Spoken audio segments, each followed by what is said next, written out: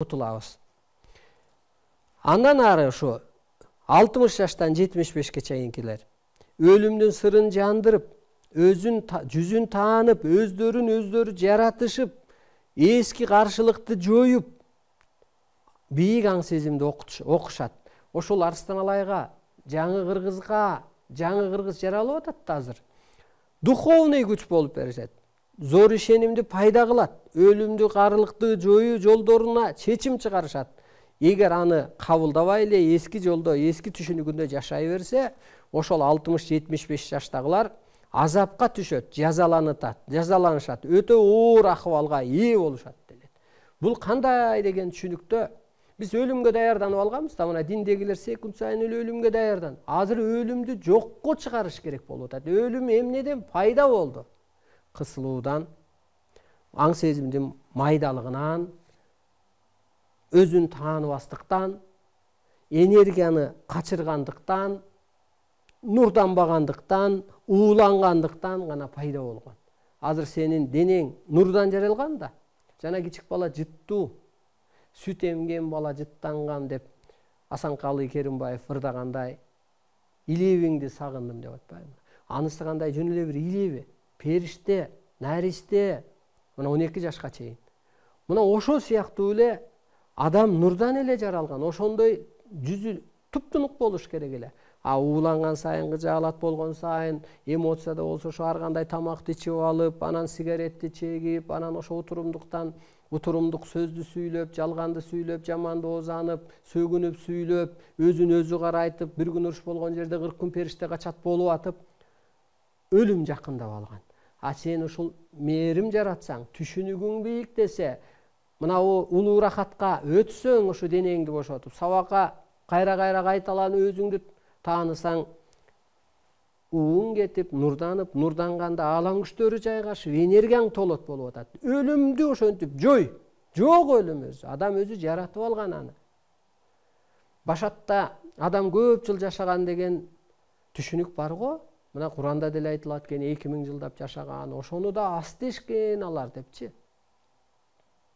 Кайсы бир убакта көрдүңүзбү? Бою ошон үчүн кыскарып кетти, өмүрү ошон үчүн азайды. Ошон үчүн өлбөстүккө өткүлө деп атат буну. Андан ары 75 жаштан 90 жашка чейинки, 100 жашка чейинкилер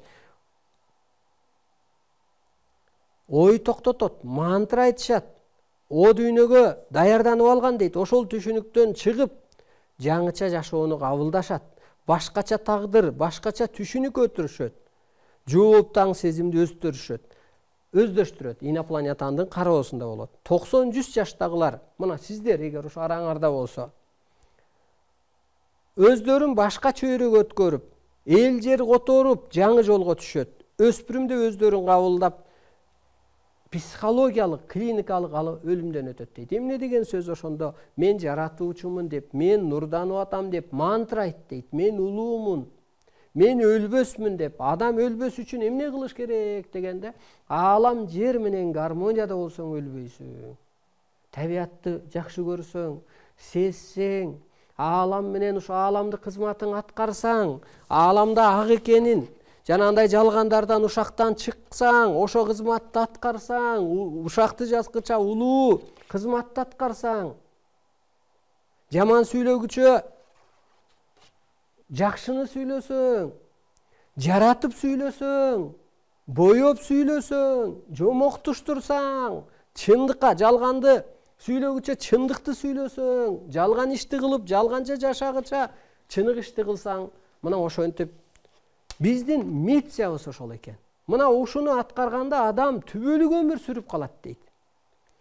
Мына тело менен энергия жуурулушат, көкүрөккө бейиш пайда болот. Бейиш өзү Кудай, бейиш өзү аалам. Мына жаннат дүйнө дегендей, бейиш жерде башталат. Мына менин жан дүйнөм бейиш.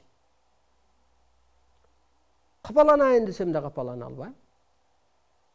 Мурун майда ишкеле бирдеме болуп, урушуп, согушуп да кетчү элем. Сөз көтөрө алчу эмес элем. Улуулукка калыптанган сайын, ал майда эле нерсе. Бир тыйына өсүп атат да. Аны да туура түшүнсө болот да. Эне атадай эле болуп каласың да. Балаң эмне болду? Жеңин айырып кийип келсе, же болбосо батеңкесинин боозу чечилип келсе дагы, мурдун маңка сагып келсе дагы, мурдун алып, шымын шымдап, батеңкесин оңдоп, ылай кылып келсе жууп, ошентесиң го. Ансагандай дагы улуу түшүнүк өткөндө адам ошондой эле баладай эле көрүнүп калат. Келиңиздер бир кызматыбызды аткаралы. Утуш ал, утуш. Арстан алайым эмне болуп түндүк айланды, же арстан алайым эмне болуп ушул көктүн ролун аткарып атат дегенде, арстан алай элчиликти теңир купулуна толгондой аткарды. Каражатын аябады. Көрсө ошо каражатты деле, ошол сенин билимиңди деле, ошол билген тилиңди деле. Мисалы бизде кыздар келет, агай ушуну англисче котору, агай ушуну французча котору, агай ушундан бир клип сыяктуу өзүнчө бир нерсени чыгаралы, биз техниканы билебиз деп. Кыл, көкүрөгүңө түштүбү? Ар ким өз күнүн көргөндөй сен да бир утуш ал. Мына ошонун баары, ошо сенде амалың, сенин ошо билимиң, керек болсо акчаң, убактыңды ошо аалам үчүн иштет. Мен эчтеке аябадым мен ааламдык илим үчүн. Мына ошо чоң гезитке бир жумасына $1000 төлөчү элек. 4 жумада $4000. 4 айда $16,000 кетчү. Эми көк асман көрүп турат экен. Караңгы күчтөр керек болсо кылган ишиң эмес жаман жакшы, сөзүң эмес оюңду окуп турат экен. Эң башкысы уттум, эң башкысы агардым, калыптандым. Келиңиздер, сиздер да бир кызмат кылып кутулуңуздар. Мына ааламдык